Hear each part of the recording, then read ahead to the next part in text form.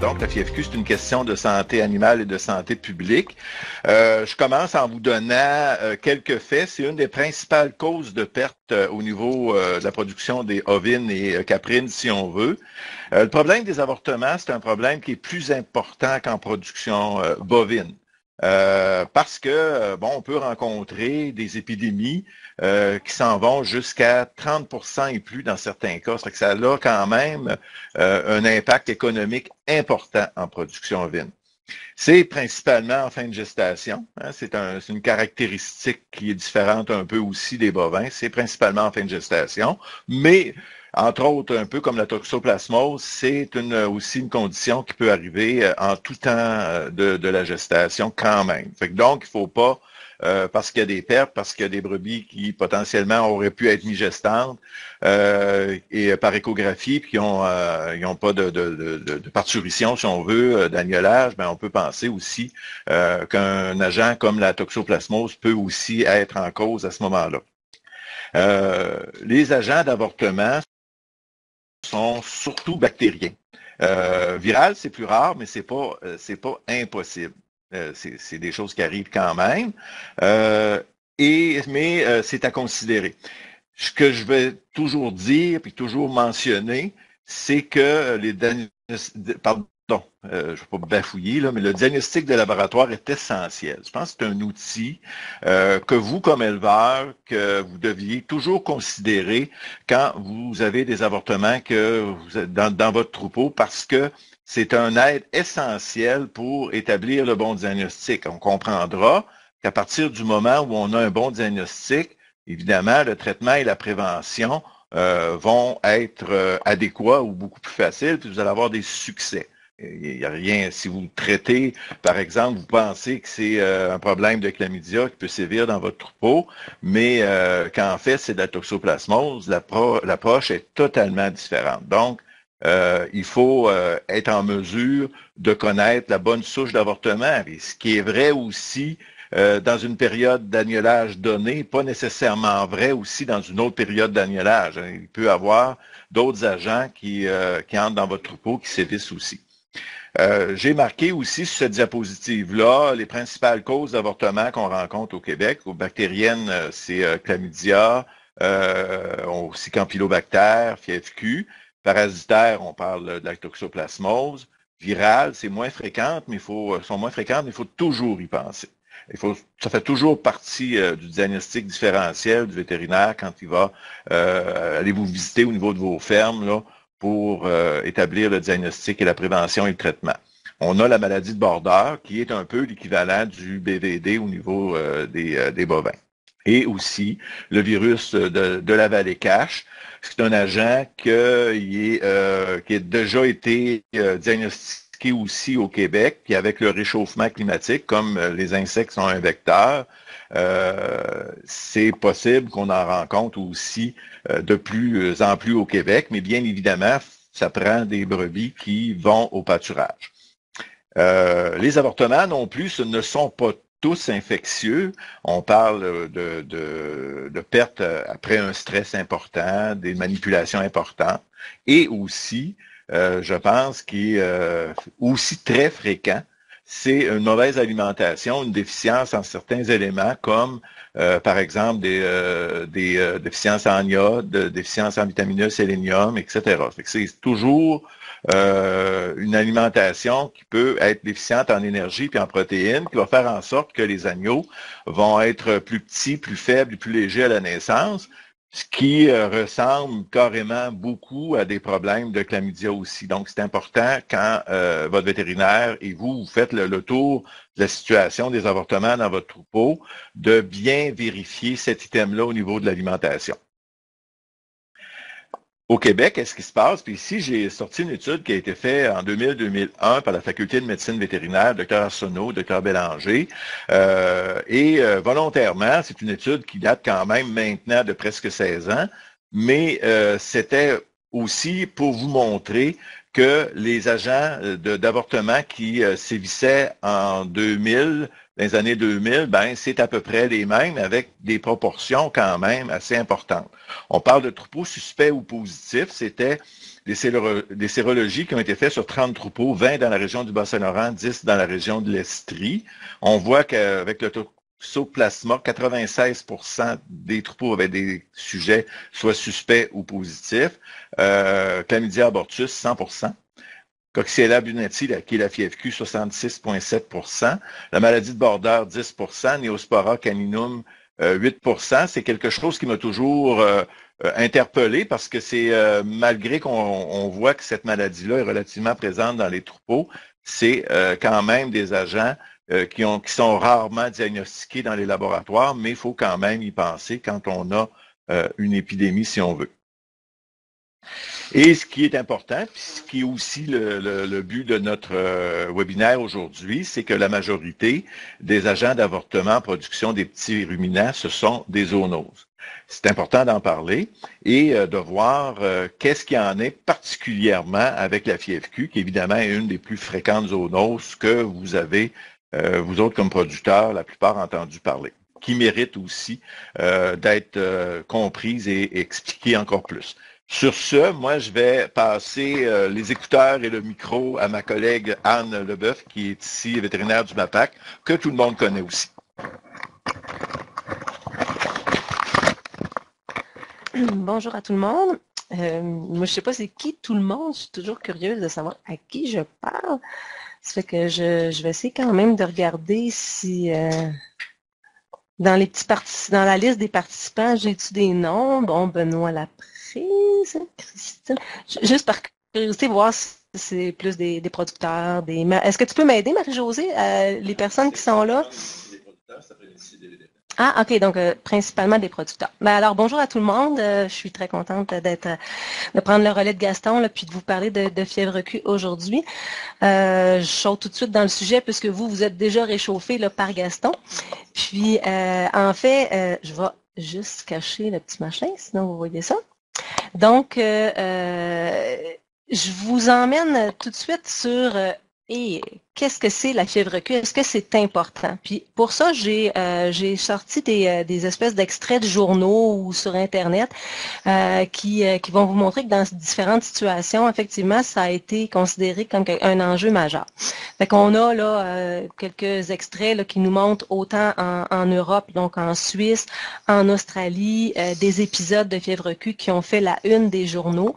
Ainsi que des questions qui ont été emmenées là, à l'avant-plan en lien avec des problèmes de santé chez les humains. Donc, une maladie qui fait parler d'elle.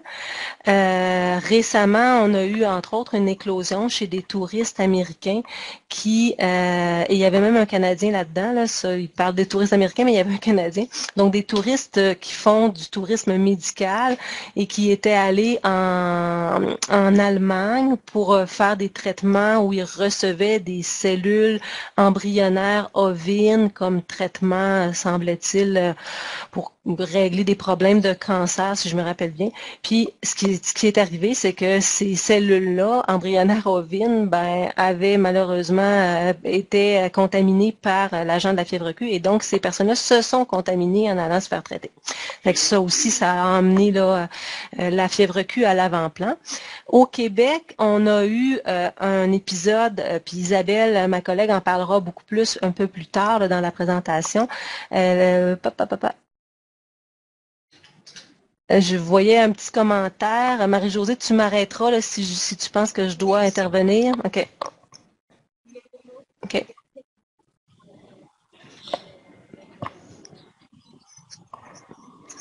Parfait. Donc, je disais qu'au Québec, c'est ça, il y a eu un événement à la fin des années 90 où là, la fièvre Q a quand même été assez médiatisée parce qu'on a eu une augmentation très importante du nombre de cas en lien avec des fermettes de Pâques. Je ne vais pas plus loin. Isabelle en parlera plus.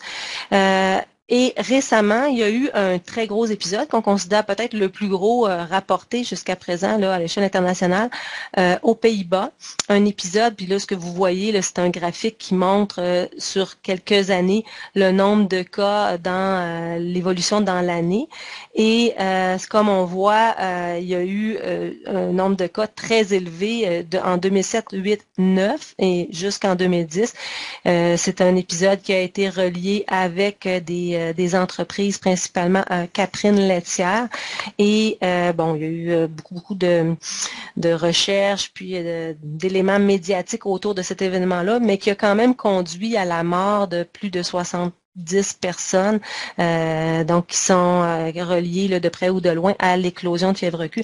Et dans ce cas-là, aux Pays-Bas, ça a vraiment été une crise importante qui a conduit dans certains cas à des poursuites au niveau judiciaire, soit des personnes qui avaient travaillé dans les entreprises et qui, bon, parce qu'il y a eu des interventions importantes de l'État, poursuivaient l'État suivant les interventions parce qu'ils avaient considéré qu'il y avait eu des dommages ou qu'il y avait subi des préjudices suite à cette situation-là. Et dans d'autres situations, il y a des victimes.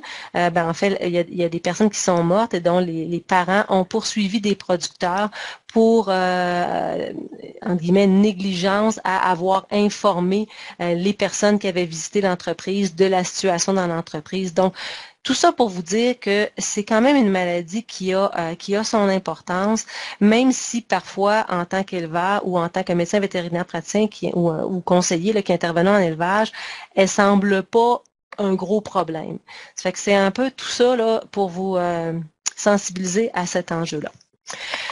Alors, cette maladie-là, chez l'animal, puis Isabelle ira plus loin là, au niveau humain un peu plus tard, en fait, elle est causée, comme l'a dit Gaston un peu plus tôt, par une bactérie qui s'appelle Coxiella burnetii. Et cette bactérie-là, on peut la retrouver chez un très grand nombre d'espèces, autant des espèces domestiques que des espèces sauvages. Et les plus sensibles, donc chez les espèces chez lesquelles on a documenté là, le plus là, des épisodes cliniques et puis des prévalences élevées, ben, c'est les ruminants domestiques, donc les bovins, les ovins et les caprins, et l'humain, donc chez l'homme. Ce qu'on considère, règle générale, comme étant le réservoir de la maladie, donc là où la bactérie réussit à survivre année après année, puis de où part la plupart des infections chez l'humain, c'est chez les ruminants. Donc, on parle vraiment de réservoir, même si on sait, puis je vous montrerai un schéma un petit peu plus loin, on sait qu'il peut y avoir aussi, la bactérie peut se maintenir dans les populations sauvages et peut être un facteur justement aussi de contamination des animaux et des humains. Une caractéristique de cette bactérie-là, elle est le fait qu'elle est extrêmement résistante, donc elle est capable de survivre dans l'environnement plusieurs mois, parfois quelques années si les conditions sont appropriées. J'ai une question qui me demande quels sont les désinfectants à utiliser. Bien, en fait, la question, elle va bien avec le fait qu'effectivement, c'est une bactérie qui survit dans l'environnement et c'est un enjeu quand on parle de nettoyage, désinfection. Vous verrez un petit peu plus loin là, que l'élément important, c'est d'abord et avant tout de baisser la pression d'infection. Donc, à ce moment-là, n'importe quelle stratégie de nettoyage, désinfection va apporter un plus, donc va aider, va contribuer à aider.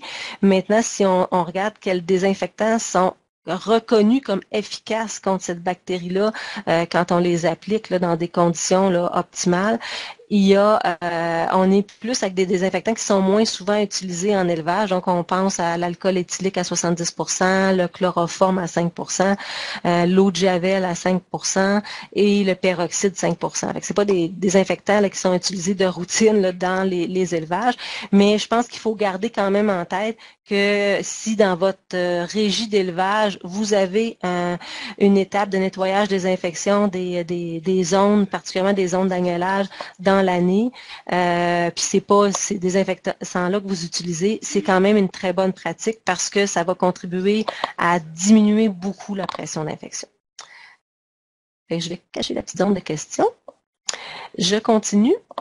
Qu'est-ce que ça fait dans les élevages, donc sur les animaux? Donc, chez les ruminants, quand on a une infection par cette bactérie-là, par Coxiella burnetii, on peut se retrouver avec des animaux qui vont présenter des signes cliniques, donc soit des avortements en fin de gestation, soit des signes d'anorexie, donc l'animal mange moins.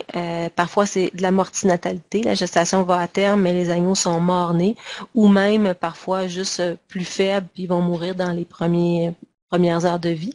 Chez les bovins, on va souvent avoir plutôt des métrites et conséquemment potentiellement des problèmes de fertilité.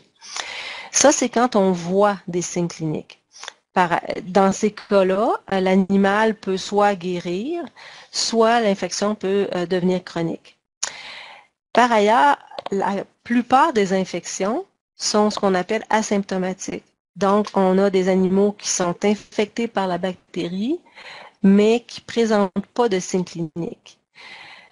Encore là, ces animaux-là peuvent guérir de l'infection, donc en fait, éliminer l'infection, mais, et c'est ce qui est un peu le problème majeur de cette maladie-là, qu'on soit avec des animaux qui présentent des signes cliniques ou pas, on va se retrouver dans la majorité des cas avec des animaux qui vont excréter la bactérie. Donc, on va voir par quelle voie, quelles sont les principales voies d'excrétion. Mais ce qui est certain, c'est que l'excrétion, elle est possible autant avec des animaux qui sont avec des signes cliniques, donc que vous voyez, que vous identifiez dans le troupeau, qu'avec ceux qui ne présentent pas de signes cliniques. Fait que ça, c'est pour ça que j'ai mis mon petit loup, là, c'est un peu un enjeu parce que finalement, parfois, on le sait pas que le problème, que la bactérie, elle est présente puis qu'elle circule dans le troupeau parce qu'il n'y a pas nécessairement des signes cliniques qui sont faciles à mettre en évidence. De quelle façon on peut la diagnostiquer? Donc, on regarde les différentes stratégies de diagnostic. En gros, deux grandes stratégies là, pour les élevages. Donc, soit ce qu'on appelle un diagnostic sérologique. Donc là, à partir d'un échantillon de sang, on va aller vérifier la présence d'anticorps face à cette infection-là. Il y a des tests qui existent, qui sont possibles de faire là, au laboratoire. C'est à la faculté de médecine vétérinaire que les échantillons vont être envoyés et analysés. C'est un test ELISA qui fonctionne bien, mais qui n'est pas parfait. D'une part parce que sa sensibilité et spécificité, elle n'est pas de 100%. C'est pas exceptionnel à ce test-là, mais c'est le cas. Et aussi parce que ça témoigne d'un passage passé de l'infection, puisque pour avoir des anticorps, il faut que l'animal ait eu le temps de fabriquer des anticorps. Donc, on n'est pas avec nécessairement un diagnostic au moment de l'infection même. Bon, c'est un peu ce que je voulais dire. La sérologie va nous témoigner de quelque chose de passé, puis c'est comme, c'est pas nécessairement un outil, mettons, dans un troupeau, on veut essayer d'identifier les animaux qui sont infectés, excréteurs, c'est définitivement pas l'outil de choix, puisque ça nous dit juste que l'animal a déjà été en contact avec la bactérie. L'autre option au niveau du diagnostic, c'est ce qu'on appelle un diagnostic moléculaire, donc ou un PCR. Donc, c'est un test qu'on appelle le test de réaction en chaîne de la polymérase. Ce test-là, ce qu'il va faire, c'est qu'il va, à l'inverse du test sérologique, il va détecter, lui, la présence de la bactérie, de l'agent. En fait, c'est certains éléments génétiques là, de l'agent qui vont être détectés par le test. Et donc, on va le faire, à règle générale, sur un échantillon soit de fumier, de fesses, soit de lait, ou soit un écouvillon qu'on va faire au niveau du vagin. Donc, ça témoigne de la présence de la bactérie dans ces échantillons-là, donc de l'excrétion par ces voies-là, là, par l'animal qui est infecté. Je vais aller un petit peu plus loin là, sur ce que je viens de faire apparaître, mais je veux quand même signifier que il faut toujours faire attention entre la mise en évidence de la bactérie, donc par PCR, donc le diagnostic moléculaire positif chez un animal, et le fait que ce soit nécessairement cet agent-là qui ait causé l'avortement. Il peut y avoir une différence entre les deux. J'ai une petite question qui est, est-ce que la bactérie peut être un facteur prédisposant pour les autres agents d'avortement? Effectivement, pas effectivement, mais on peut retrouver, puis j'ai des diapos un peu plus loin qui le montrent, là, on peut retrouver parfois plus d'un agent quand on va recevoir des échantillons au laboratoire, puis on va essayer de voir quel agent, là, quelles bactéries sont présentes. On peut parfois retrouver plusieurs agents en même temps, surtout si on échantillonne plusieurs animaux. Ce qui est clair, c'est que dans un élevage, on a parfois des co-infections, donc plusieurs bactéries qui sont présentes en même temps. C'est pas nécessairement documenté l'effet synergique des bactéries les unes par rapport aux autres, mais on peut imaginer que quand on a plusieurs agents qui sont présents, mais il peut y avoir des effets cumulatifs. C'est qu'il n'y a pas d'études comme telles là, qui ont été assez loin pour nous dans des challenges là, pour voir si avec ou sans on avait un impact de plus, mais c'est sûr que quand on a plusieurs agents qui sont présents, on a habituellement des effets qui sont cumulatifs.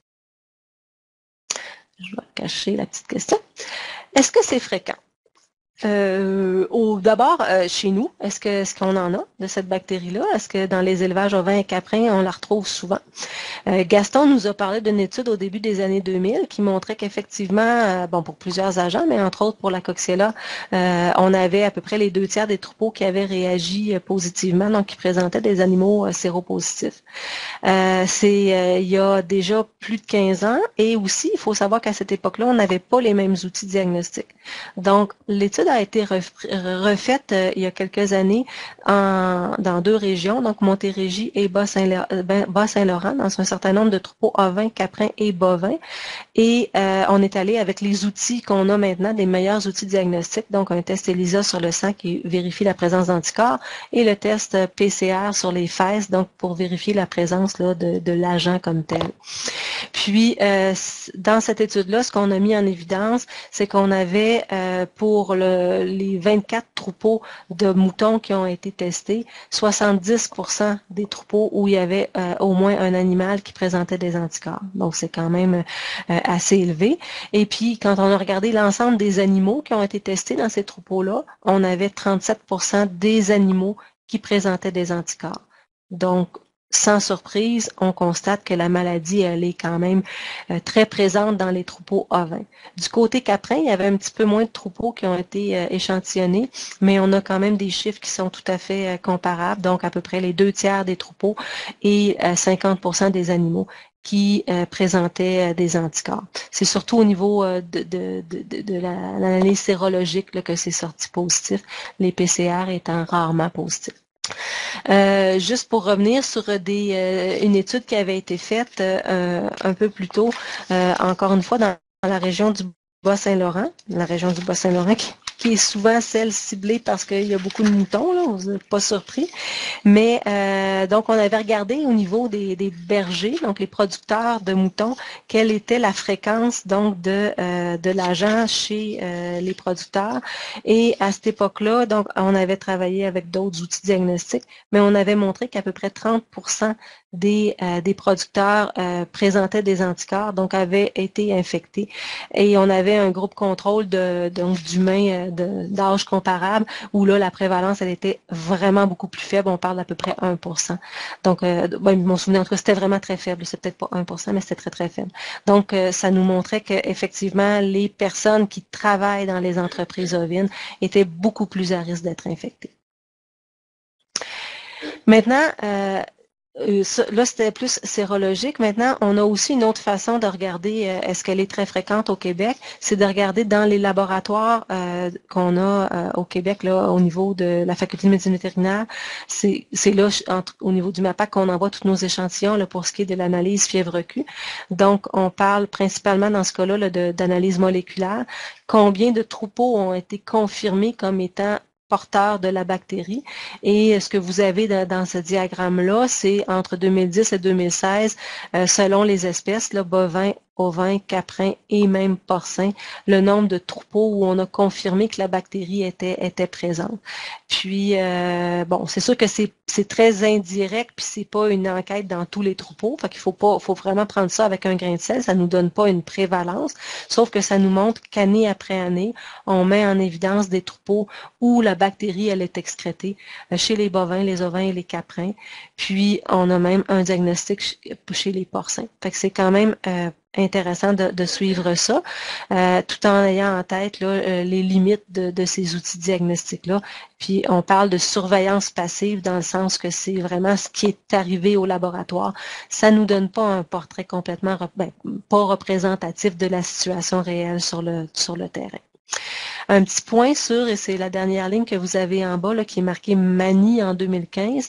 En fait, d'une part, il faut savoir que la maladie, et Isabelle y reviendra, elle est à déclaration obligatoire chez les humains au Québec et depuis plusieurs années, mais chez les animaux, elle a été mise à notification immédiate, c'est-à-dire à déclaration par les laboratoires en 2015. Donc ça va peut-être nous aider à suivre d'une manière un petit peu plus complète la situation là, à partir de maintenant.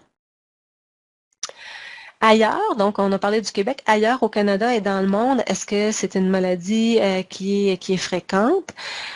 Disons que en Ontario, dans les dernières années, ils ont eu l'occasion de faire certaines études qui, un peu comme chez nous, ont confirmé qu'effectivement la bactérie, elle était fréquente dans autant les troupeaux d'ovins que de caprins.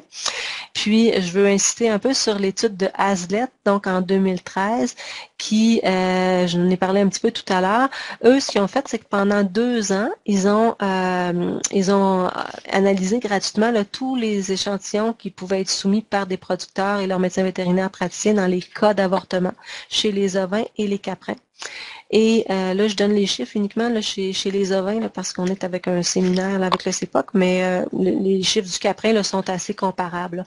Et donc, en fait, ce qu'on a montré dans cette étude-là, qui est très intéressante, c'est que si la bactérie Coxiella burnetii, elle a été identifiée dans 70% des échantillons qui ont été envoyés pour des avortements, c'est pas dans la plupart des cas, elle n'a pas été considérée comme responsable de l'avortement. Donc il y avait, on la met en évidence, mais il y a d'autres éléments indicateurs lors de la nécropsie, donc par les pathologistes, qui ont fait en sorte que la cause a été attribuée à un autre agent ou elle n'a pas été attribuée à aucun agent, parce que Coxiella était pas elle n'a pas présenté des lésions qui étaient compatibles avec un avortement causé par cette bactérie-là. C'est une petite nuance qui est quand même importante. Ce que ça dit, en fait, c'est que même si l'avortement n'est pas causé par Coxiella burnetii, on le met en évidence. Puis ce que ça nous dit par la bande, c'est que même s'il n'y a pas d'avortement, la bactérie, elle est souvent présente. Donc, ça revient un peu à ce que je disais tout à l'heure, c'est qu'on peut avoir un grand nombre d'animaux qui sont infectés et qui vont contaminer l'environnement, même s'ils ne présentent pas d'avortement. Du côté plus de la sérologie, donc en Ontario aussi, ils ont fait une étude comparable à ce qu'on a eu au Québec et ils ont montré dans un grand nombre de troupeaux qu'on a, bon, dans ce cas-là, là, on avait 24% des troupeaux de brebis laitières puis 10% des troupeaux des animaux dans des brebis laitières et des brebis viandes, là, qui étaient 10% des brebis viandes là, qui présentaient des anticorps. Puis au niveau des troupeaux, on avait à peu près 50% des troupeaux qui avaient au moins un animal séropositif. Donc ça, c'est des chiffres, il ne faut pas retenir les chiffres, mais il faut voir ça en gros en se disant, ben la maladie, elle est endémique au Québec, en Ontario, dans les troupeaux ovins, dans les troupeaux caprins. Elle est aussi endémique dans les troupeaux bovins et ça a été montré au Québec et en Ontario. Par ailleurs, en Alberta, récemment, une étude a regardé un peu comme il l'avait fait en Ontario dans les causes d'avortement et eux, de manière surprenante, l'ont trouvé beaucoup moins que ce qu'on a trouvé dans nos élevages du Québec et de l'Ontario. Ailleurs dans le monde, j'ai ressorti de façon volontaire là, un article de 1955. Ça montre un peu depuis combien de temps cette maladie-là est considérée comme étant endémique un peu partout à travers le monde. Donc, c'était vraiment dès lors, là, dès cette date-là, confirmé comme étant présent là, dans un très grand nombre de pays. Et j'ai sorti là, cette carte-là, une carte qui représente la situation officiellement reconnue à l'Office international, à l'Organisation mondiale de la santé animale, l'OIE, qui est le statut de chaque pays face à la fièvre Q. Si vous regardez ça, les couleurs peuvent nous parler. En fait, si on regarde de façon la légende, ce que ça nous dit, c'est que les pays où c'est en blanc ou en vert devraient nous donner un indice de l'endroit où la maladie n'est pas présente. je vous emmène quand même à réfléchir sur le fait que ces pays-là, si vous regardez la carte, sont tous des pays en voie de développement, donc des pays où on peut imaginer qu'il n'y a pas de surveillance qui se fait et des ressources de services vétérinaires beaucoup plus faibles. Donc, on peut, pour l'instant, pas nécessairement prendre ces données-là avec beaucoup de confiance. Et en fait, de façon générale, on considère que le seul endroit au monde qui peut être reconnu comme étant exempt de fièvre Q, c'est la Nouvelle-Zélande. Quels sont les facteurs de risque de la maladie pour un troupeau? Donc, dans un troupeau qui me met plus à risque d'être infecté. On revient à l'étude de la faculté de médecine vétérinaire, donc Julie Arsenault, Marie-Ève Turcotte, en 2015. Et eux ont montré que, dans le fond, plus le nombre d'animaux dans une entreprise était élevé, donc nombre d'animaux avec au moins une gestation complétée, et le fait d'avoir un chien sur la ferme, ça augmentait le risque que l'entreprise soit considérée comme infectée. À l'échelle de l'animal, donc si on regarde le risque d'être infecté ou pas pour un animal, là c'est l'âge de l'animal, donc le nombre de mises bas que l'animal a eu et la durée d'adaptation qui ont été considérés comme des facteurs de risque. Du côté ontarien, on fait à peu près le même genre d'études et les résultats sont assez similaires, mais il y avait quand même des éléments intéressants à ressortir, donc la taille du troupeau. On a mis en évidence que le fait d'avoir des locaux de mise bas distincts des parcs d'élevage pouvait être un élément de risque, probablement parce qu'il y avait ce qu'on a l'autre point ensuite, une absence de désinfection des aires de mise bas, donc la charge infectieuse se construit là, à groupe de mise bas après groupe de mise bas, donc augmente le risque que ce soit très contaminé. Le fait d'avoir d'autres troupeaux de petits ruminants à moins de 5 km était aussi un facteur de risque pour un troupeau d'être infecté. Le fait de traiter des béliers entre troupeaux et le fait d'avoir des mises bas à l'extérieur protégeait les troupeaux, donc diminuait le risque d'être infecté. Encore là, c'est sans surprise puisque ça diminue la concentration d'agents bactériens contaminants à l'intérieur d'un bâtiment. Petite note, dans l'étude québécoise, donc de Turcotte et Arsenault, ils ont regardé aussi la situation chez les bovins. J'insiste pas là-dessus, mais c'est quand même intéressant de dire que du côté des bovins, le seul facteur de risque pour un troupeau d'être infecté qui a été mis en évidence, c'est le fait d'avoir un nombre élevé de troupeaux de petits ruminants dans un rayon de 5 km². Donc, encore là, on fait un lien avec les élevages de petits ruminants. Cette bactérie-là, elle est excrétée principalement par les tissus et les liquides placentaires et fétaux, donc durant et autour de la mise bas. Et on peut avoir jusqu'à 1 milliard de bactéries par gramme de placenta. Je pense que c'est intéressant. C'est important de garder ce chiffre-là en tête. Donc, il y a une très grosse charge bactérienne qui va être excrétée dans des contextes d'avortement. On va en voir un peu moins quand les animaux avortent pas, mais c'est une mise bas normale d'un animal qui est infecté, mais on en a quand même beaucoup. On peut aussi retrouver la bactérie dans les fesses, au niveau de l'urine, du lait, du sperme, mais à des niveaux beaucoup moindres. Le tableau que vous voyez là, je ne vais pas le passer en détail, est là simplement pour insister sur le fait que l'excrétion, donc de la bactérie, qu'elle soit au niveau vaginal, au niveau du lait ou au niveau des fesses, elle peut s'étendre sur plusieurs semaines. Et puis dans le cas du lait et des fesses, ça peut être même parfois plusieurs mois.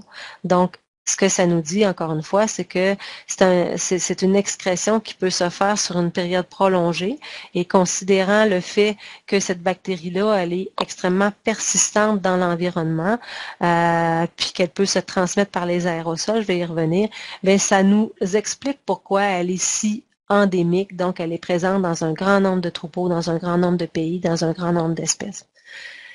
Je vous ai dit qu'un gramme de placenta infecté dans le contexte d'un avortement pouvait aller jusqu'à 1 milliard, contenir jusqu'à 1 milliard de bactéries. Eh bien, c'est à mettre en relation avec le fait qu'une seule bactérie suffit pour infecter un humain par inhalation. Dans une étude un petit peu plus poussée, on est allé jusqu'à caractériser le nombre de bactéries nécessaires pour infecter et le nombre de bactéries nécessaires pour rendre les personnes malades. Puis, on a considéré que aussi peu que 5 bactéries étaient suffisantes pour rendre les personnes malades. Donc ça nous montre que même un avortement, une mise bas non qui conduit pas à un avortement, mais d'une femelle infectée, est suffisant pour être infectant pour un grand nombre d'humains. Fait que le petit schéma-là est là pour se rappeler ça. En fait, la brebis agnelle, on a des humains qui sont non immunisés, qui s'occupent des agneaux. Dans le contexte de la mise bas, il y a beaucoup de bactéries qui sont émises en aérosol. Et là, un humain peut s'infecter et devenir malade. Excusez-moi, je vais prendre une gorgée d'eau. De quelle façon ça se transmet là, dans l'élevage et avec les humains? En fait, ce qui est super important, c'est la transmission par la voie d'aérosol contaminé. C'est vraiment la voie majeure de transmission entre les animaux et surtout des animaux aux humains.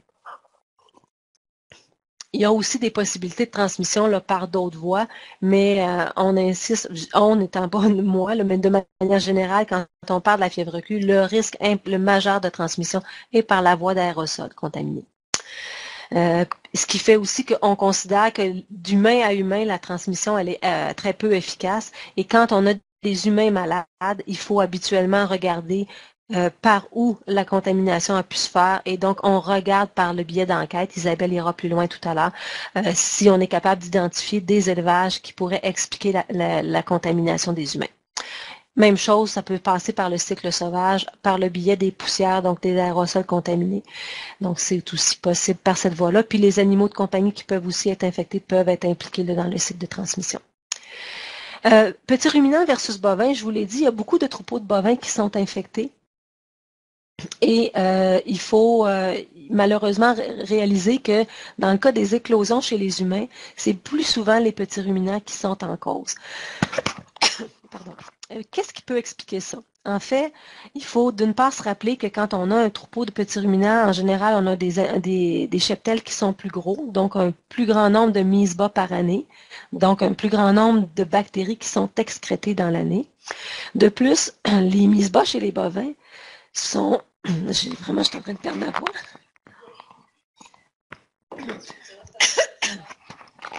Je pense que je devrais être bonne pour terminer. Donc, le fait que les mises bas sont chez les bovins beaucoup plus étalées change un peu la donne parce qu'on a une moins grande concentration d'émissions de la bactérie là, dans le temps. Le type de fumier aussi, donc un fumier qui est beaucoup plus liquide chez les petits ruminants, chez les bovins que chez les petits ruminants. Donc le fumier plus sec favorise l'émission là sous forme de poussière contaminée, là, donc d'aérosols contaminés. Puis la gestion du fumier aussi, donc dans la mesure où chez les bovins, on est habituellement avec un fumier sous gestion liquide, alors que chez les petits ruminants où on a une accumulation de litière tout au fil de la saison, puis une sortie en bloc d'une litière qui est beaucoup plus sèche puis qui va être épandue donc dans un format plus sec, donc avec le risque que ça se transforme en poussière contaminée. Puis finalement, l'autre enjeu qui est l'enjeu de proximité entre les humains et les petits ruminants.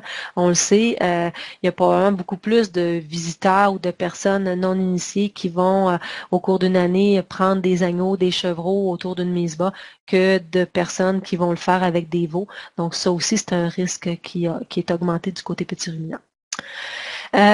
Qu'est-ce qu'on fait quand on a des avortements dans un troupeau? Je vais passer assez rapidement là, parce que c'est des recommandations générales. Donc, de manière générale, évidemment, on recommande d'isoler les animaux qui avortent puis de travailler dans un environnement là, le plus hygiénique possible. Ce qui est important de se rappeler, placenta et fœtus sont potentiellement très contaminants, donc il faut les gérer de façon à éviter le risque de transmission. Si on veut confirmer, comme le dit Gaston, quelle maladie est en cause, on a avantage à aller au laboratoire, donc peut-être à garder des échantillons pour, avec le conseil de votre médecin vétérinaire praticien, là, de les envoyer au laboratoire et de prélever les échantillons qu'il vous conseillera de se prendre pour qu'on puisse déterminer quelle est la maladie là, qui a causé les avortements. Puis à ce moment-là, ben, en fonction de ça, vous pourrez évaluer, corriger les facteurs de risque et selon la maladie, encore une fois, là, envisager la vaccination. Donc, très important d'aller au laboratoire. Vaccination, c'est un mot qui est pas utilisé au Québec, beaucoup associé à des avortements. Pourtant, parce qu'on n'a pas beaucoup de vaccins je regarde Gaston, là, qui est mon maître du temps. J'ai mis 5 minutes. Il me dit, c'est correct. Je continue. Donc, la vaccination, en général, malheureusement, on n'a pas beaucoup de vaccins au Québec qui sont disponibles pour pouvoir prévenir des problèmes d'avortement. De tels vaccins existent dans d'autres pays. Entre autres, il y a un vaccin pour la fièvre Q qui a été développé en Europe et qui semble très bien fonctionner pour réduire les avortements et qui fonctionne bien aussi pour réduire l'excrétion dans la mesure, donc l'excrétion de la bactérie, c'est surtout ça qu'on veut d'ailleurs, dans la mesure où c'est donné à des animaux qui sont au départ non infectés. Et surtout si c'est des animaux qui n'ont jamais été en gestation. Donc, la recommandation du fabricant, c'est d'administrer ça à des agnelles ou à des chevrettes. Puis en fait, il n'est pas officiellement homologué pour les agneaux. Là. Pour les agnelles, il est homologué chez la chèvre et chez le bovin. Donc, d'administrer le vaccin à des animaux avant le début de leur gestation, la première gestation, et de revacciner annuellement par la suite. Et avec une approche comme celle-là, si elle est maintenue pendant plusieurs années, il semble qu'on est capable de réduire fortement l'excrétion et donc le risque de contamination aux humains. Il y a quand même des enjeux parce que, bon, l'enjeu, il y a la possibilité qu'il y ait encore de l'excrétion par la suite. C'est pour ça qu'il faut y aller sur plusieurs années pour que ça soit vraiment un effet durable. Mais l'enjeu principal, c'est d'abord et avant tout que le vaccin est actuellement pas homologué au Canada. On peut l'importer avec un permis spécial de l'Agence canadienne d'inspection des aliments. C'est un permis pour usage restreint, mais c'est quand même une façon de fonctionner qui est moins simple que simplement d'acheter un vaccin qui est homologué puis disponible au Canada. Donc, puis le coût est quand même pas c'est pas très accessible au niveau du coût, donc il faut vraiment qu'avec votre vétérinaire praticien, là, vous considériez que c'est une mesure là, qui est pertinente là, dans la situation de votre troupeau. Bon, je continue. Est-ce qu'on peut la traiter, cette maladie-là? Donc, est-ce qu'on peut travailler, c'est une bactérie, est-ce qu'on peut travailler avec des antibiotiques? On pourrait penser à l'oxytétracycline longue action qui est utilisée dans le cas de d'autres types d'avortements. Ce qu'il faut savoir, ben, d'une part, il n'y a pas tant d'études qui ont été faites de façon structurée pour voir qu'est-ce qui se passait. Les études qu'on a nous montrent que l'utilisation des antibiotiques dans le cas d'avortement à fièvre Q semble pas réduire l'excrétion. La question du niveau d'avortement, on n'a pas encore beaucoup d'études pour le dire, mais ce qui est clair, c'est que considérant l'enjeu d'utilisation des antibiotiques dans une perspective d'éviter le développement d'antibiorésistance et les données qui sont loin d'être concluantes pour l'efficacité, la recommandation, elle est vraiment de ne pas travailler avec des antibiotiques quand on veut prévenir, voire contrôler un épisode de fièvre Q dans un groupe. Ça fait qu'actuellement, ce n'est pas recommandé. Pour prévenir, il y a prévenir la transmission dans le troupeau.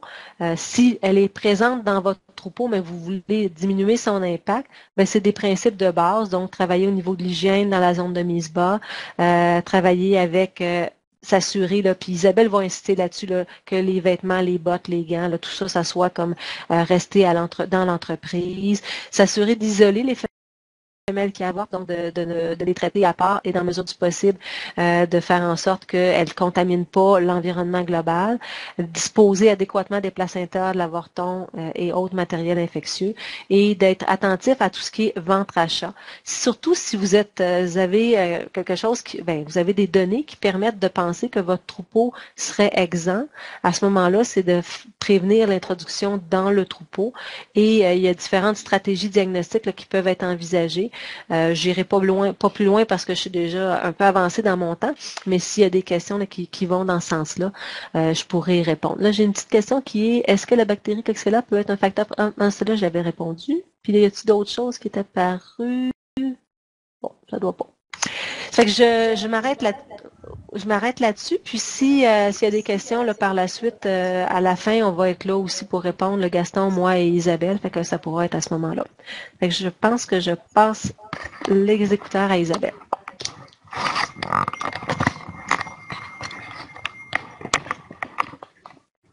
Bonjour, on se connaît un petit peu moins pour au moins la grande majorité d'entre vous. Moi, je suis aussi vétérinaire au MAPAC, une collègue d'Anne Leboeuf. Et puis, je suis coordonnatrice aux zoonoses, donc je m'occupe des maladies qui se transmettent entre les animaux et les humains. Mon expertise n'est pas dans le domaine de la santé humaine, mais je fais un pont entre la santé animale et la santé humaine, justement. Donc, oui, la FIFQ est une zoonose importante. Les chiffres le démontrent, notamment, bien qu'ils ne disent pas tout, parce que la FIFQ est aussi une maladie très, très sous-diagnostiquée là, chez les humains. Donc, ce qu'on voit, c'est que on a une trentaine de cas environ par année au Québec, et puis une trentaine de cas humains. Donc, c'est les colonnes en vert foncé que vous voyez sur ce graphique-là. C'est des données qui vont de 1990 à 2015. Puis, on voit aussi qu'en vert un petit peu plus pâle, ces cas humains-là sont transférés au MAPAC. Donc, ils font l'objet d'enquêtes zoonoses, c'est-à-dire qu'une fois que le cas du patient a été enquêté par la santé publique, parce que les médecins doivent déclarer cette maladie-là, comme l'a dit Anne Leboeuf, ils vont transférer les cas positifs. Cette information-là est transférée aux directions de santé publique de chacune des régions des cas. Et ensuite, nous, on est appelés à enquêter par le signalement des cas qui nous sont faits au niveau des directions de santé publique. En jaune ou en vert très pâle, vous voyez le nombre de cas identifiés ou déclarés au MAPAC. Puis ça, en fait, ça fait référence aux soumissions qui sont faites par les médecins vétérinaires praticiens dans les laboratoires. Donc, vous voyez que c'est assez variable. Puis, c'est intéressant aussi de mentionner que cette maladie-là, comme l'a mentionné Anne, c'est une maladie qui doit être déclarée quand elle est identifiée dans un laboratoire de santé animale au Québec. Elle nous est déclarée au MAPAC. Vous voyez que c'est pas tous les cas humains qui nous sont transférés au MAPAC, donc il y a une petite disproportion entre les colonnes vert foncé puis vert un peu plus pâle. On aimerait que ce soit plus égal, mais on a un peu de difficulté parfois à obtenir tous ces signalements-là parce qu'on sait très bien que la FIFQ, sauf de très, très rares exceptions, c'est toujours associé à une exposition à un animal, donc c'est transmis par un animal. On devrait en être informé pour pouvoir assumer nos responsabilités de ce côté-là.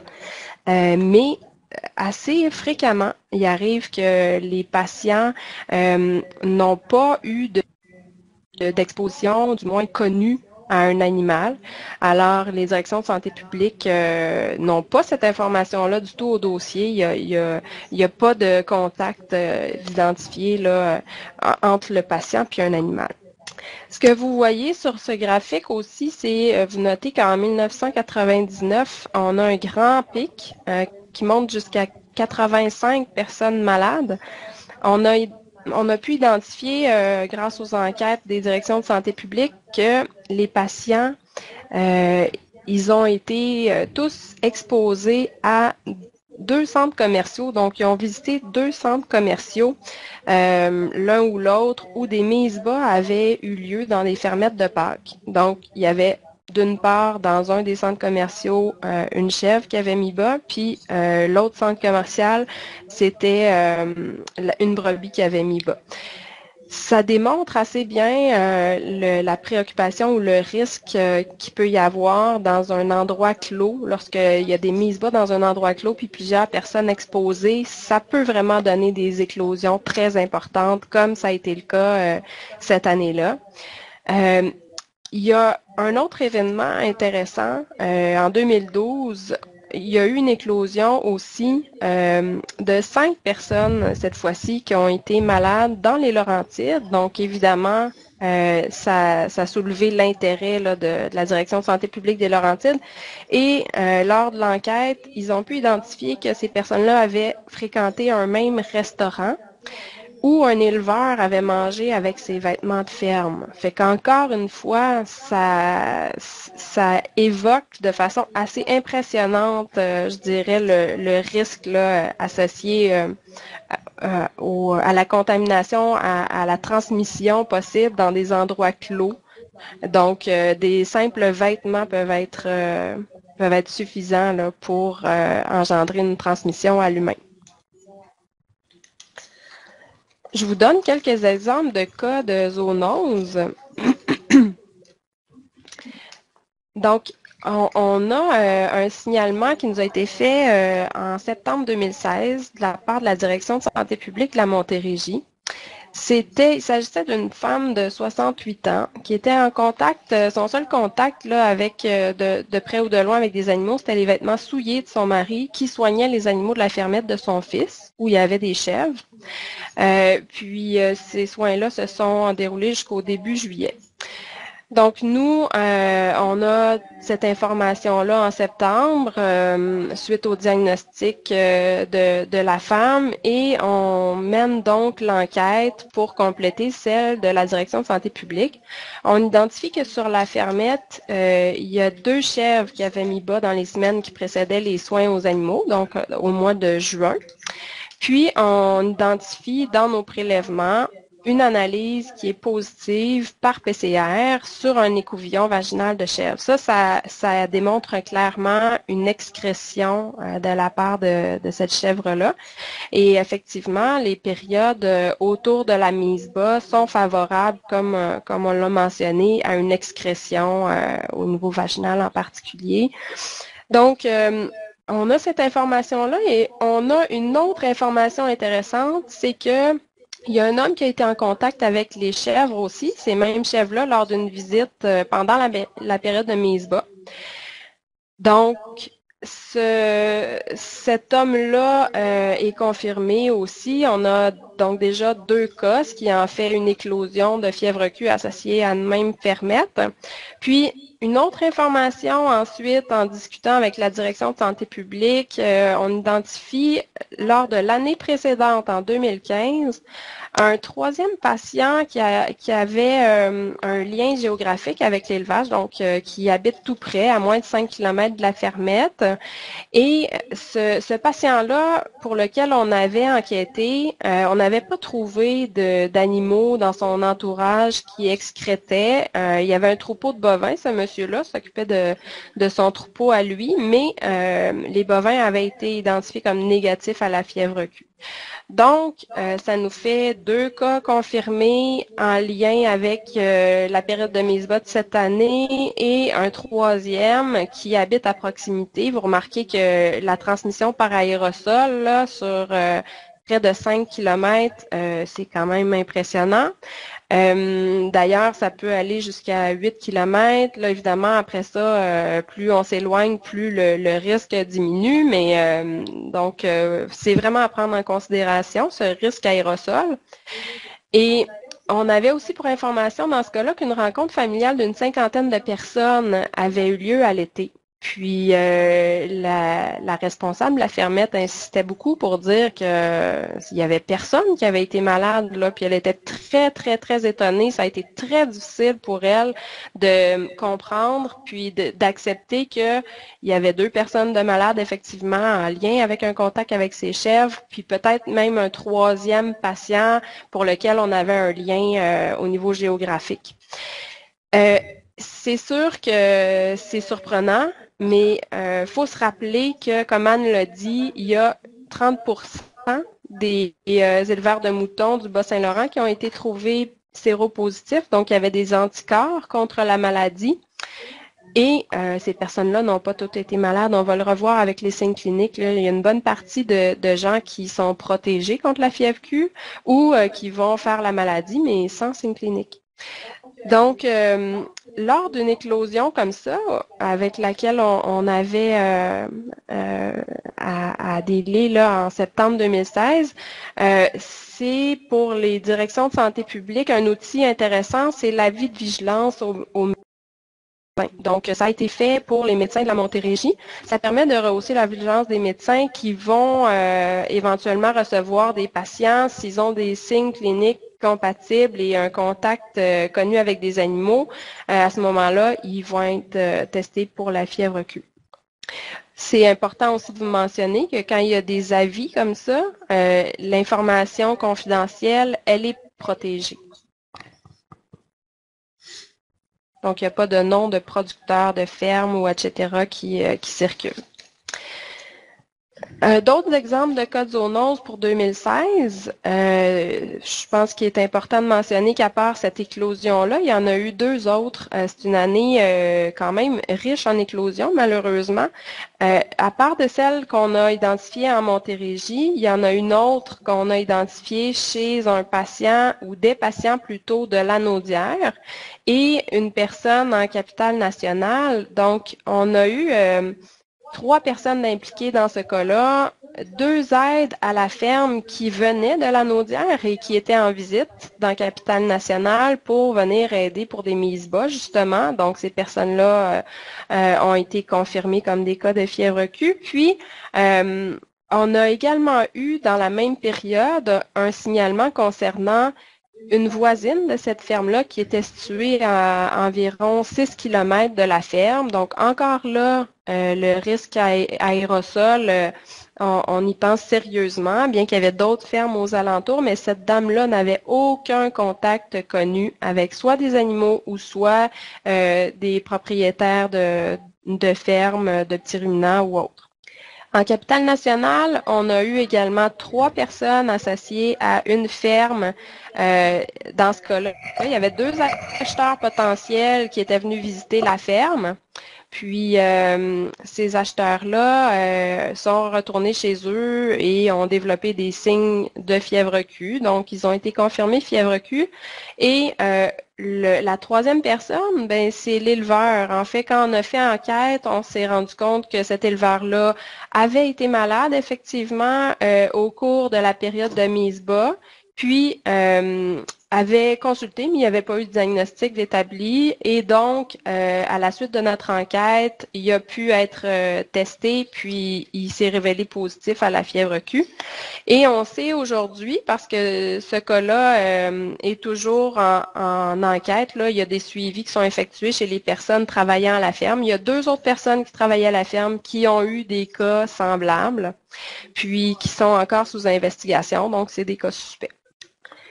Vous remarquez là que dans tous ces cas-là, il y avait une histoire de mise bas. Donc, ça met l'accent sur vraiment l'importance du risque en période de mise bas, puis lors des semaines qui suivent la mise bas. Donc, on dit que le mois suivant la mise bas, donc l'événement et le mois suivant la mise bas sont vraiment les périodes les plus à risque.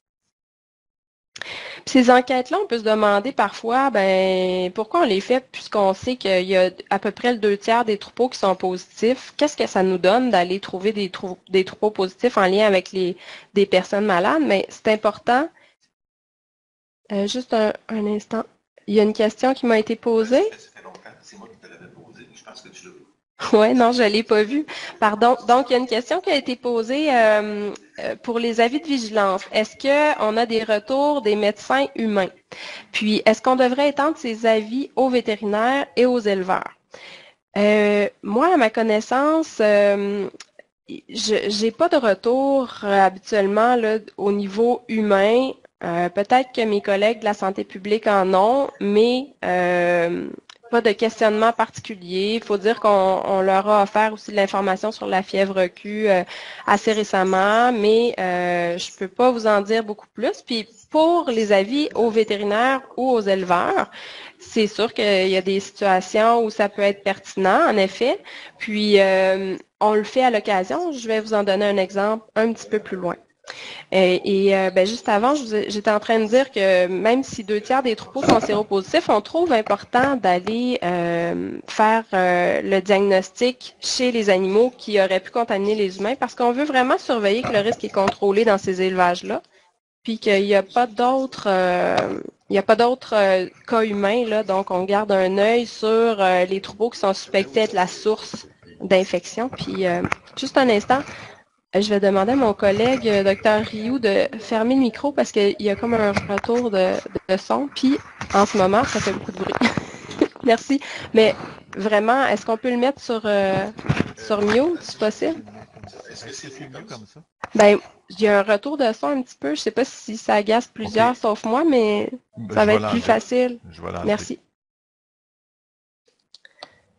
Donc, voilà les raisons on mène nos enquêtes. Au niveau de la transmission de la maladie, je vais passer vite parce que Anne en a parlé pas mal. Oui, c'est très souvent associé aux petits ruminants, en particulier les éclosions chez les cas humains, au niveau des cas humains, là, c'est beaucoup associé aux petits ruminants, les chèvres et les moutons. Et au niveau de l'excrétion puis de la contamination, on l'a dit, c'est beaucoup les produits de la mise bas ou des avortements encore davantage. Donc, fœtus, placenta, liquide, aussi le fumier, l'urine et le lait. Puis les modes de transmission, ben c'est rare que c'est le cas, mais c'est principalement par inhalation d'aérosols contaminés, ce qui explique qu'on n'a pas nécessairement besoin d'avoir un contact direct avec un animal. Donc, les particules peuvent être vraiment transportées assez loin autour d'une ferme. Puis, rarement par consommation de lait cru contaminé ou piqûre de tiques infectées, c'est des choses possibles. Dans l'environnement, on voit que la contamination est importante lors de la mise bas, évidemment, puis tellement qu'on peut mesurer que Coxiella burnetii est présent dans l'air d'une ferme après un avortement pendant plusieurs semaines. La contamination est potentiellement favorisée par l'épandage de fumier, bien sûr, qui peut produire des aérosols, favoriser des aérosols. Puis, la survie peut aller jusqu'à plusieurs mois dans l'environnement ou sur la laine, donc c'est assez important. Puis, les changements climatiques, c'est intéressant de s'y attarder parce que c'est une préoccupation en lien avec l'éclosion qui a eu lieu entre 2007 et 2009 aux Pays-Bas. On sait qu'il y a une association qui a été faite entre le risque de transmission de la fièvre Q, puis la densité de la végétation autour de la ferme, puis l'humidité du sol aussi autour de la ferme. Donc, plus le sol était sec et moins il y avait de végétation, plus ces fermes-là étaient à risque de transmettre la fièvre Q aux humains. Donc, si vous avez déjà des haies brise-vent, de la végétation autour de votre ferme, ben, je ne peux que vous féliciter. Et sinon, vous pouvez y penser, ça peut être une mesure intéressante. Chez l'humain, finalement, qu'est-ce qu'on voit concrètement comme signe clinique? Ben, on voit généralement aucun signe clinique. Alors, ça explique pourquoi certaines personnes sont très surprises quand ils travaillent au quotidien avec leurs animaux, puis qu'on leur dit, ben, on pense que des personnes ont été infectées par vos animaux, puis sont malades en lien avec un contact. Il y a une immunité, en fait, protectrice qui explique aussi que si une personne a été malade une fois ou infectée une fois sans être malade, elle ne sera plus malade à nouveau parce qu'elle est protégée par ses anticorps. L'incubation, là, entre le moment où on est en contact avec des petits ruminants et puis...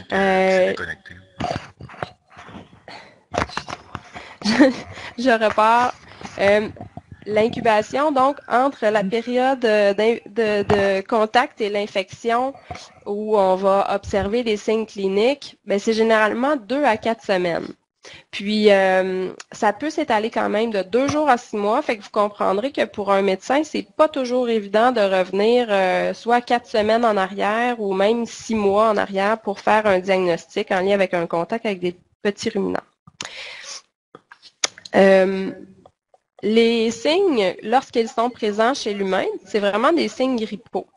Il y a la fièvre qui est habituellement intermittente, donc ça peut être un signe. C'est pas une fièvre en continu, elle va, elle vient. Il y a des maux de tête sévères souvent, des malaises un peu plus généraux, puis de l'anorexie, donc manque d'appétit, nausées, vomissements, diarrhée parfois, des douleurs musculaires, articulaires, puis il peut y avoir une pneumonie dans 30% des cas. La durée de cette maladie-là est habituellement de 9 à 14 jours. Vous remarquez déjà que c'est plus long qu'un rhume ou une grippe qui dure habituellement 7 jours. Puis ça peut être beaucoup plus long si la maladie devient chronique. Donc, le diagnostic est encore une fois compliqué par le fait que les signes ressemblent beaucoup à un influenza, donc une grippe.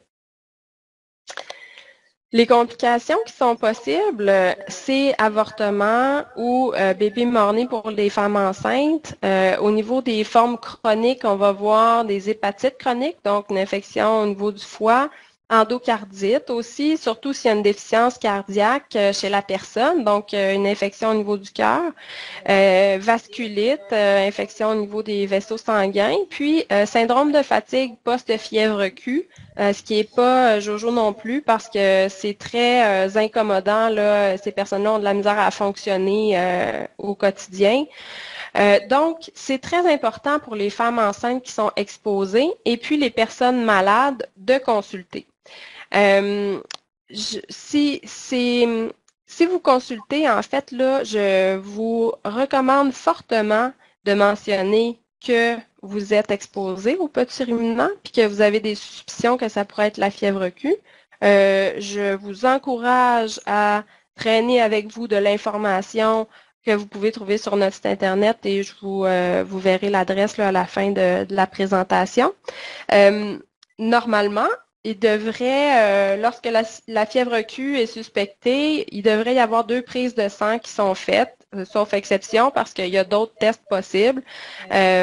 Donc, ces prises de sang-là permettent de voir si effectivement vos anticorps montent pour la fièvre Q et permettent le diagnostic. Les femmes enceintes aussi, parfois, ont des sérologies pour vérifier si elles ont des anticorps protecteurs. Donc, si vous êtes enceinte, moi, je pense que la meilleure chose à faire, c'est d'abord de prendre de bonnes précautions, puis on va voir c'est quoi les bonnes précautions pour limiter votre risque d'être infecté. Et ensuite, clairement, de consulter, comme je viens de le mentionner, donc consulter le médecin qui vous suit pour la grossesse et éventuellement, au besoin, être référé à un spécialiste. Les personnes à risque sont donc les personnes évidemment exposées à des animaux infectés ou aux produits d'avortement en particulier, puis de mise bas. Donc, on a les personnes qui travaillent à la ferme, leurs familles, on a les médecins vétérinaires, on a les travailleurs des abattoirs, puis on peut penser à d'autres travailleurs autour de la ferme. Les personnes qui sont prédisposées à avoir de potentielles complications avec la fièvre Q, c'est les femmes enceintes ou avec les gens avec une déficience cardiaque. Les gens qui ont un système immunitaire affaibli aussi, qui sont plus vulnérables. Donc, les personnes aussi, c'est important de se rappeler que les personnes sans exposition connue ou les personnes qui n'ont pas de contact avec des petits ruminants ou autres animaux peuvent être infectés. Donc, ça, c'est très important de se le rappeler. Puis, je pense que c'est important de protéger donc ces personnes-là qui n'ont pas choisi de s'exposer à un risque. Comment on se protège de la fièvre Q? D'abord, un classique, on se lave les mains après avoir manipulé des animaux ou après avoir visité une ferme, puis particulièrement avant de manger ou porter les mains à la bouche. Ensuite, on consomme du lait pasteurisé. On se rappelle que c'est un risque rare associé à la fièvre Q, mais c'est un risque aussi pour d'autres maladies que de consommer du lait cru. La protection personnelle peut être utilisée au besoin. Donc, pour les personnes en particulier qui sont des personnes à risque ou vulnérables, on peut utiliser lors de mise bas ou en présence importante d'aérosols, par exemple quand on fait une tonte ou toutes sortes de situations, faire un grand nettoyage par exemple, on peut utiliser des gants, un masque N95 qui va nous protéger de ces fameux aérosols-là, puis des lunettes protectrices. Puis, ce serait intéressant à la ferme d'avoir cet équipement-là disponible parce qu'on ne sait jamais qui on reçoit sur la ferme. Je pense entre autres aux travailleurs qui pourraient avoir à faire des réparations, des installations à la ferme. Si ces personnes-là doivent être informées, puis si elles se sentent soit inquiètes ou vulnérables, ben, c'est possible de bien les protéger. Puis pour la population en général, ben on va demander de s'abstenir de visiter une ferme de petits ruminants pendant la période de mise bas, ou sinon en tout temps, si on est enceinte, immunodéprimée ou avec une déficience cardiaque. Donc on parle toujours de ces personnes plus vulnérables. On va éviter de manipuler de jeunes animaux âgés de moins d'1 mois, donc cette fameuse période autour de la mise bas qui est plus à risque, ou de toucher leur mère. Donc vous voyez que c'est pas non plus très sorcier de limiter le risque parce qu'il est question de biosécurité que vous connaissez, donc la bonne gestion des vêtements à la ferme, entre autres, puis de respecter vraiment cette période-là d'1 mois, la période des mises bas et d'1 mois suivant la mise bas pour limiter le risque. Il y a d'autres recommandations aussi qui sont intéressantes pour les éleveurs maintenant, surtout ceux qui ont des activités d'agrotourisme et des visites à la ferme.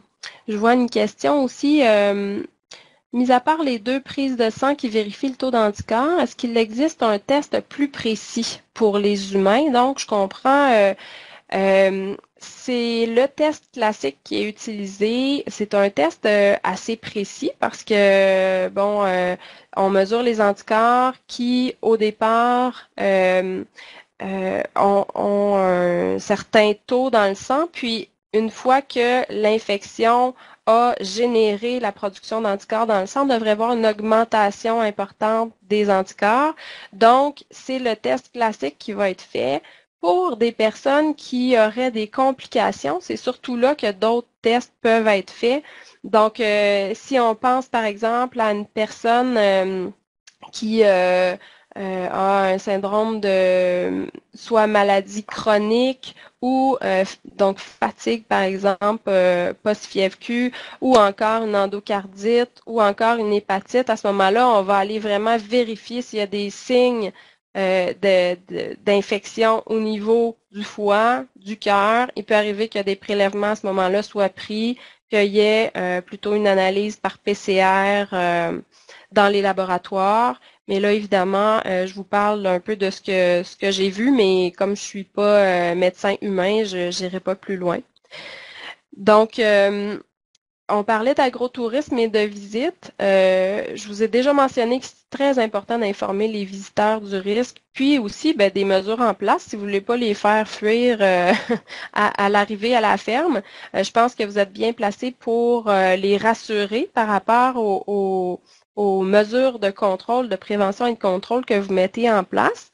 Puis, on se limite vraiment aux visites essentielles dans la période de mise bas, puis le mois qui suit. Si vous recevez des visites, on sait qu'on aime bien ça quand c'est propre, quand on reçoit des gens, mais limitez-vous, par exemple, à un nettoyage là, qui va se faire au moins 2 jours avant les visites. Fait que remuez pas ciel et terre dans les 2 jours précédant les visites parce que tout ce que vous risquez de faire, c'est d'augmenter les particules en aérosol, puis ça, c'est pas souhaitable. On ne veut pas non plus, et ça c'est une recommandation très ferme, que les femelles qui ont mis bas ou les nouveau-nés de moins d'1 mois participent à des événements publics. C'est important pour la protection des visiteurs ou des gens qui assistent qui visitent des fermettes ou des événements comme ceux-là. Donc, vous aurez compris qu'essentiellement, c'est beaucoup limité, encore une fois, les aérosols, puis respecter la période de mise bas, puis le mois suivant. Au niveau des recommandations pour les mises bas, on va évidemment recommander d'isoler les femelles en fin de gestation, comme le mentionnait Anne, puis en début de lactation. Donc, c'est ces femelles-là qui sont plus à risque d'excréter.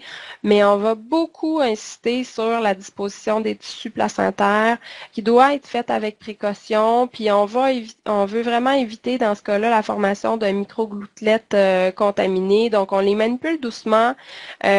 Soit on les enterre à une profondeur d'1 mètre, ou soit on prend un double sac poubelle étanche, bien scellé, qu'on emporte dans un lieu d'enfouissement technique. Mais surtout pas sur le tas de fumier, parce que là, c'est comme si vous balanciez vos milliards de bactéries sur le tas de fumier, idéalement qui n'est pas au grand vent, mais il y a vraiment une contamination importante de l'environnement à ce moment-là. Pour ce qui est du fumier, on vous recommande d'entreposer le fumier loin des animaux, puis protéger du vent, justement, comme on le mentionnait.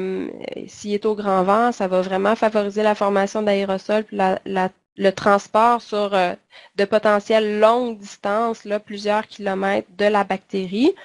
On va faire attention de la même façon au transport, parce que le transport pourrait générer des aérosols. On va, encore une fois, manipuler délicatement. On va éviter tout épandage lorsqu'il y a du vent pour ne pas favoriser ce risque aérosol. Puis, pourquoi pas, si possible, pendant une fine pluie, si on peut aussi enfouir rapidement le fumier, que c'est un peu humide. On a vu que l'humidité était associée à un risque moins grand là, de risque de transmission aux humains aux Pays-Bas. Donc, ça peut être intéressant, ce genre de mesure. Il y a évidemment aussi le compostage de 3 mois. Donc, cette période-là de 3 mois avec un bon compostage fait comme il se doit. Vous avez des détails là-dessus sur notre site Internet d'ailleurs. Va réduire très significativement la quantité de bactéries, puis c'est important de le faire si le fumier est vendu. Nos interventions au MAPAC, vous en avez eu un petit aperçu. On va, quand on fait des enquêtes zoonoses, on va collaborer avec le médecin vétérinaire responsable de l'élevage. Donc, c'est comme ça qu'on réussit à faire des prélèvements chez les animaux lorsque c'est pertinent. On va, à ce moment-là, en profiter aussi pour évaluer les risques pour la santé publique, puis les préoccupations pour la santé humaine. Est-ce qu'il y a des gens qui auraient été malades, par exemple? Est-ce qu'il y a des visites de prévues? Donc, il y a aussi de l'information et de la sensibilisation qui sont transmises pour la prévention et le contrôle de l'agent. C'est extrêmement important d'insister là-dessus en particulier lorsqu'il y a eu un cas à la ferme, mais évidemment, on fait beaucoup de diffusion d'informations comme on le fait aujourd'hui aussi. Puis, lorsque c'est identifié chez une personne, à ce moment-là, on s'assure, comme je vous le disais, d'avoir des analyses pour vérifier si le troupeau est excréteur, puis qu'on pense que c'est la potentielle source d'infection de la personne. Puis, au contraire, lorsque c'est identifié dans un troupeau et qu'il n'y a personne de malade autour, donc on a eu, par exemple, une déclaration par un laboratoire qu'il y a un troupeau positif à la FIFQ, on va informer les autorités de santé publique de la région où on a eu cette information, puis on va leur mentionner qu'il peut être intéressant de rehausser la vigilance de leur médecin au besoin. Vous voyez dans le bas de cette diapositive-là l'avis de vigilance que je vous annonçais un petit peu plus tôt. Donc oui, les médecins ont droit à des avis de vigilance lorsqu'il y a des éclosions en lien avec la FIFQ ou parfois juste quand il y a un troupeau positif et que les directions de santé publique souhaitent rehausser la vigilance de leurs médecins. Mais nous, on le fait aussi, puis on le fait c'était en septembre, je crois bien, c'est ça. Parce que on a envoyé ça aux médecins vétérinaires praticiens qui ont probablement abordé le sujet avec leurs clients, c'est ce qu'on espère, puisque entre le 28 août et le 15 septembre 2016, on avait déjà 6 cas confirmés de fièvre Q dans cette courte période, puis 5 cas suspects en attente de confirmation. Puis les périodes d'exposition étaient entre mai et juillet. Puis on avait au moins 8 de ces personnes-là qui avaient été exposées à des établissements de petits ruminants, donc avec des moutons ou chèvres, et c'était dans différentes régions. Donc ça s'annonçait déjà comme une année préoccupante. C'est la raison pour laquelle on a envoyé l'avis de vigilance. Donc, les objectifs de nos interventions, je vais rapidement parce que je vous en ai parlé un peu, c'est vraiment contrôler le risque, limiter la contamination de l'environnement pour réduire la pression d'infection à la fois chez les animaux puis chez les humains, donc éviter les éclosions, évidemment, le plus possible, puis protéger aussi les personnes les plus vulnérables. Puis, on veut protéger le secteur des petits ruminants aussi parce que c'est sûr qu'une maladie associée à un secteur qui peut avoir des impacts pour la santé publique, c'est difficile à vivre au niveau de la perception du public parfois. On veut éviter des mesures de prévention ou de contrôle drastiques aussi qui pourraient être envisagées s'il y avait un impact important sur la santé publique. Puis par impact important, je pense évidemment par exemple aux Pays-Bas où ils ont eu des milliers de cas. À ce moment-là, ils ont dû faire carrément de l'abattage pour réduire la source d'exposition. Donc, on ne veut pas en venir là. Puis, des avis de santé publique aussi peuvent être envoyés pour prévenir l'exposition. Ça avait été le cas lors de l'éclosion dans des centres d'achat, associés aux centres d'achat. Puis à ce moment-là, c'est pas bon pour personne non plus parce que on va vraiment, c'est une mauvaise publicité finalement. Puis au besoin, si l'événement, la source d'exposition n'est pas contrôlée, le risque d'infection n'est pas contrôlé, mais on va carrément mettre le nom de la ferme, tout ça. Donc c'est des situations plus de crise où on n'a pas le contrôle qui peut faire mal à un secteur. Je vous avais annoncé l'adresse de notre site Internet. Il est là. En fait, c'est plus la page web sur les zoonoses qui vous est annoncée. Vous pouvez voir sur cette page web-là des recommandations d'ordre général pour prévenir les zoonoses. Puis aussi, vous allez voir un lien vers fièvre Q. Vous allez avoir de l'information très précise, l'information dont on a discuté. Une bonne partie se retrouve sur le site Internet. Puis, vous avez également, ce qui est intéressant, à la fin de la page sur les zoonoses en général, un document qui parle du rassemblement d'animaux pour des événements publics, une affiche qui est associée à ça aussi, qui permet de bien informer le public du risque puis des mesures de précaution à prendre, puis qui permet d'informer les éleveurs aussi par rapport à éviter d'utiliser des animaux, des femelles gestantes ou qui viennent de mettre bas ou des nouveau-nés de moins d'un mois. Donc, je cède le micro à mon collègue. Oui? Avant de reprendre le micro, j'aurais peut-être une question à te poser, Isabelle. Je ne sais pas si ça fait de la réverbération parce que c'est un essai que je fais, là. Mais on a parlé du cycle sauvage au niveau de la fièvre. Est-ce qu'il y a un danger pour les chasseurs de manipuler des perdrix ou tout autre animal là, après qu'il ait obtenu comme proie, si on veut, au niveau de la chasse? Il n'y a pas un risque qui semble très important de ce côté-là. On l'a dit, le risque est beaucoup associé aux petits ruminants. Il faut mentionner que le réservoir de cet agent-là, qui est Coxiella burnetii, c'est vraiment les ruminants.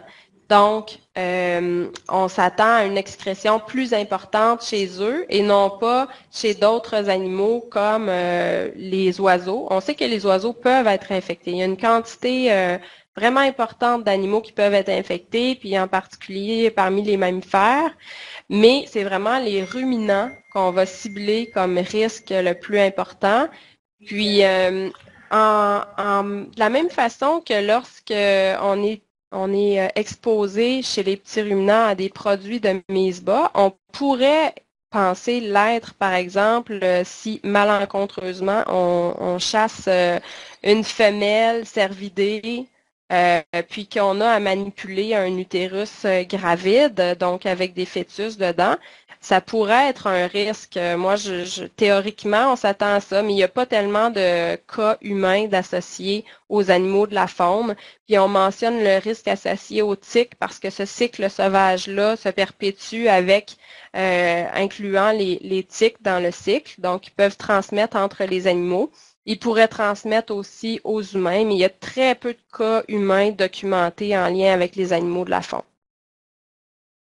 OK, puis peut-être une dernière question, je sais que ça fait un peu d'écho, mais je vais la faire quand même. Moi, c'est une question qui revient de temps en temps comme vétérinaire. C'est des éleveurs, des éleveuses qui disent, ben, ma conjointe est enceinte, ou on prévoit d'avoir un enfant dans les prochains mois. Y a-t-il quelque chose qu'ils doivent faire?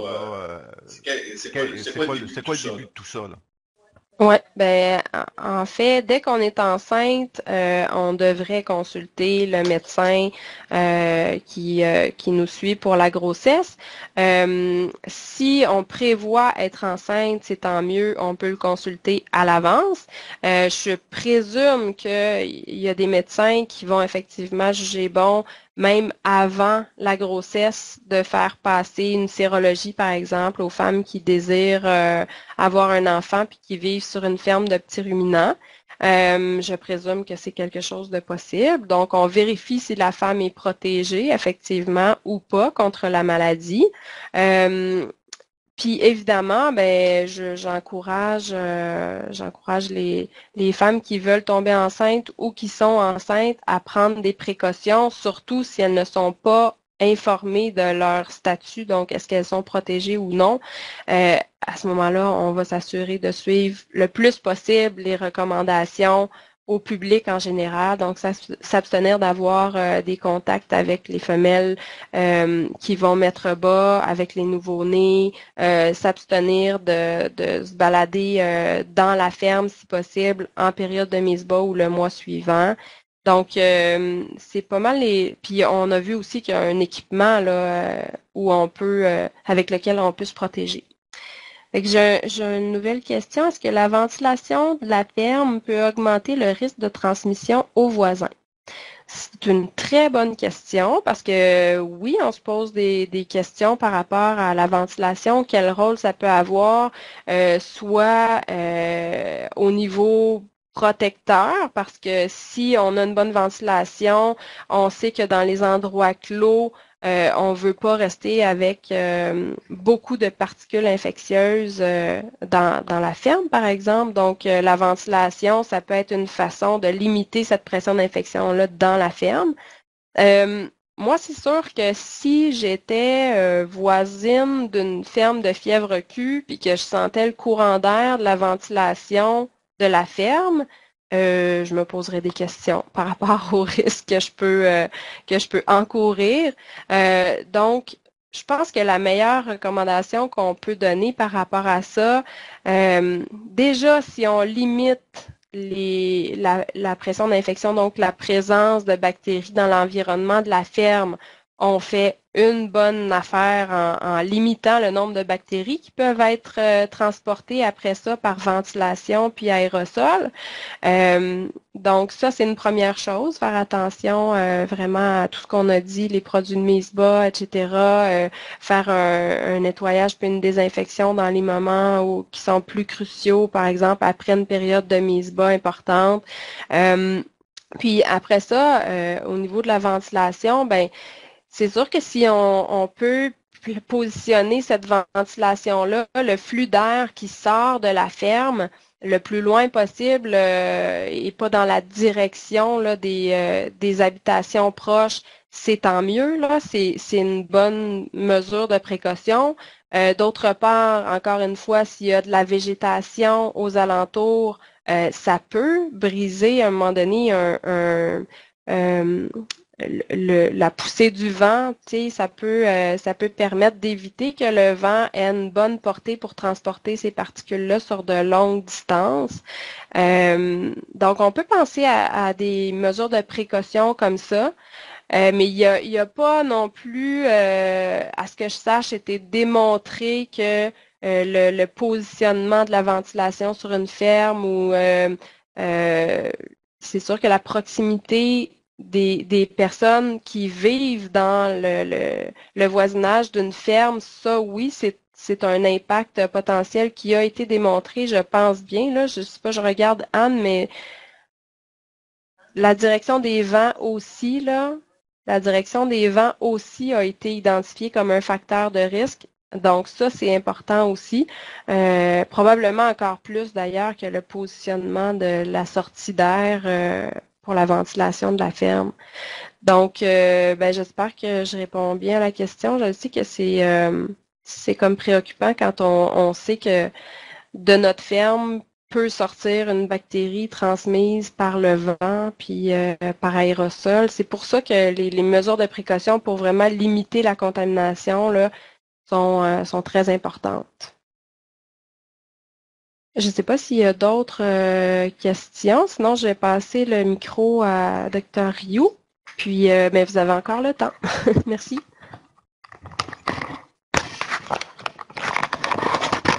Bon. Donc, me revoici. Et maintenant, en terminant, on fait quoi? On a parlé un petit peu aussi au niveau des personnes qui travaillent sur la ferme, les femmes potentiellement enceintes ou en désirant le devenir. Je répète encore, c'est l'importance du bon diagnostic. Là où les laboratoires sont essentiels. C'est important aussi, la démarche qu'on fait par ce webinaire-là, c'est pour informer le plus de personnes possible, le plus de personnes d'intervenants possible production ovine pour que la fièvre Q soit bien connue, diagnostiquée à temps et éventuellement, quand malheureusement, s'il arrive une question où on a un problème de santé au niveau des personnes qui gravitent autour des entreprises ovines et caprines, qu'on puisse déjà avoir une idée de l'information qu'on peut transmettre aux médecins. Donc, on a vu aussi que les règles de biosécurité soient bien connues et appliquées, des éléments comme la ventilation, l'épandage du fumier, la désinfection, pour justement baisser la pression d'infection. Sans alarmer de façon indue les visiteurs, mais je pense que c'est important, puis ils vont l'apprécier que vos visiteurs au niveau des fermes soient informés d'un potentiel risque, hein, puis de toujours mentionner que les zoonoses, ça appartient pas seulement à l'industrie ovine et caprine, ça appartient aussi à tous les contacts qu'on peut avoir avec les animaux. Tous les animaux peuvent être porteurs de maladies potentiellement zoonotiques si on veut, mais comme la fièvre Q a quand même des répercussions au niveau de la fièvre, au niveau de la santé qu'on juge important de mentionner c'est important de le dire, mais on a à penser à la teigne, à toute autre condition qu'on peut attraper au contact de d'autres animaux. Je pense que c'est important aussi de le dire et vos visiteurs vont reconnaître que vous agissez avec sérieux à ce moment-là.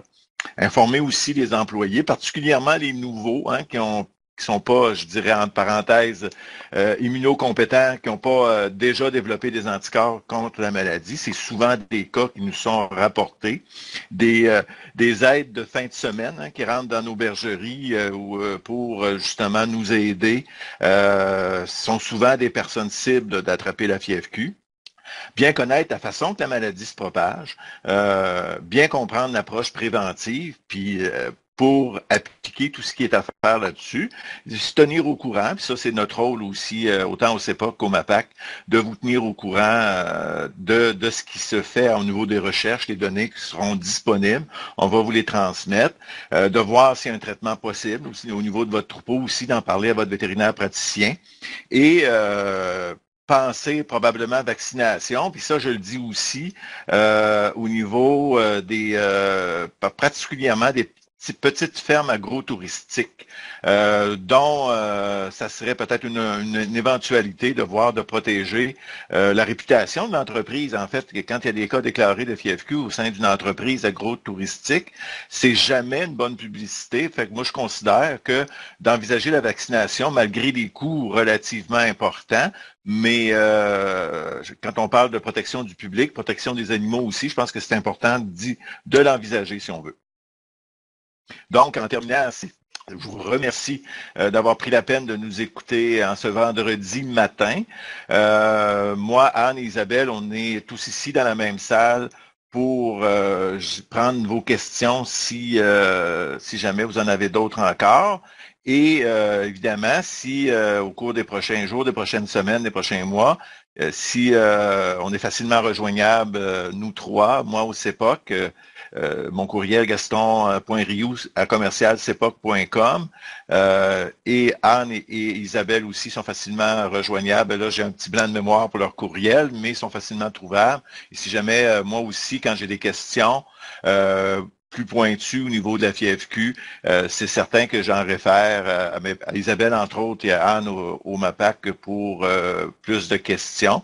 C'est important pour nous non plus, on ne prend pas la place des médecins, mais c'est important de le dire, mais on essaie de vous orienter, si on veut, le mieux possible pour que vous soyez, avec la meilleure information, on est capable de travailler avec cette condition-là. Donc, merci. S'il y a d'autres questions, soit par clavardage ou soit directement avec votre micro, n'hésitez pas. On vous attend. Ou sinon, ben, bonne fin de semaine.